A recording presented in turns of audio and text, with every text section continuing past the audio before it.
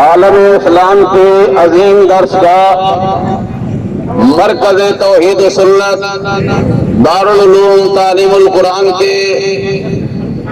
بانی حضرت شیخ القرآن مولانا غلام اللہ خان رحمہ اللہ کے پوتے مولانا ولی اللہ صاحب نے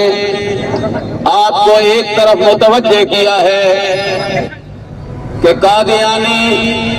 اس ملک میں ایک ناسور ہے۔ قادیانیت کا وجود اس ملک کے لیے سم قاتل ہے۔ آج سے 50 سال پہلے دارالعلوم تعلیم القرآن کے سٹیج سے یہ آواز بلند ہو رہی تھی اور ادھر ایوان بالا میں یہ فیصلہ ہو رہا تھا کہ قادیانی کافر ہے، مرزائی کافر ہے، ان کو جو کافر نہ مانے وہ بھی کافر ہے۔ آج کی ہماری سپریم کورٹ کے چیف جسٹس صاحب نے قادیانیوں کو رعایت دینے کا جو فیصلہ کیا ہے، اشاعت التوحید و سنت اور نوجوانان توحید و سنت اپنے قائدین کی قیادت میں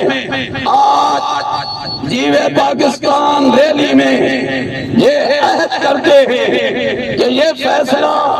اشاعت التوحید و سنت مسترد کرتی ہے، یہ فیصلہ ہمیں منظور نہیں ہے، اور اگر اس فیصلے کو مسلط کرنے کی کوشش کی گئی تو 1973 کے حالات پھر پیدا ہوں گے، اور اگر ایسے حالات پیدا ہوئے تو کل بھی قیادت اشاعت التوحید کے ہاتھ میں تھی، اور انشاءاللہ اب قیادت سید شفاء اللہ شاہ بخاری اور میرے پیر محترم سید ضیاء اللہ شاہ صاحب بخاری اور جانشین شیخ القرآن مولانا اشرف علی صاحب ان کے ہاتھوں میں قیادت ہوگی، اور انشاءاللہ پوری امت مسلمہ پاکستانی قوم کا یہ متفقہ فیصلہ ہے کہ قادیانیت نوازوں کو اس ملک میں برداشت نہیں کیا جائے گا، اس لیے کہ پاکستان کا بنیادی نعرہ، پاکستان کا مطلب کیا، بلند آواز سے پاکستان کا مطلب کیا، اور لا الہ الا اللہ کی دوسری جو محمد الرسول اللہ ہے، اشاعت التوحید لا الہ الا اللہ کی بھی محافظ ہے، محمد الرسول اللہ کی بھی محافظ ہے۔ وآخر دعوانا